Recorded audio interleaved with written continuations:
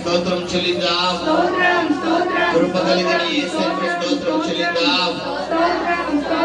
రాజులకు రాజైన యేసుని స్తోత్రం చెల్లిద్దాం. రెండు చేతుల పైకి యేసే నామమున స్తోత్రం చెల్లిద్దాం. పూజ్యుడైన యేసుని స్తోత్రం చెల్లిద్దాం. పరమ తండ్రి అయిన యేసుని స్తోత్రం చెల్లిద్దాం. కుమారుడైన యేసుని స్తోత్రం చెల్లిద్దాం. కరుణావాత్సల్యపూర్ణుడైన యేసుని స్తోత్రం చెల్లిద్దాం. పరిశుద్ధాత్ముడి స్తోత్రం చెల్లిద్దాం. తండ్రి అయిన దేవుని బడి స్తోత్రం చెల్లిద్దాం. కుమారుడైన యేసుని స్తోత్రం చెల్లిద్దాం. పరిశుద్ధాత్ముడి స్తోత్రం చెల్లిద్దాం. ఈ నెలలో మరొక ఆదివారం మనకు అనుగ్రహించిన యేసుని స్తోత్రం చెల్లిద్దాం. ఈ వారం అంతా కృపలో భద్రపరిచిన యేసుకి స్తోత్రం చెల్లిద్దాం. ఈ వారం అంతా మన ఉద్యోగాల్లో, వ్యాపారాల, జీవన పనుల, చేతి పనుల, రాకపోకల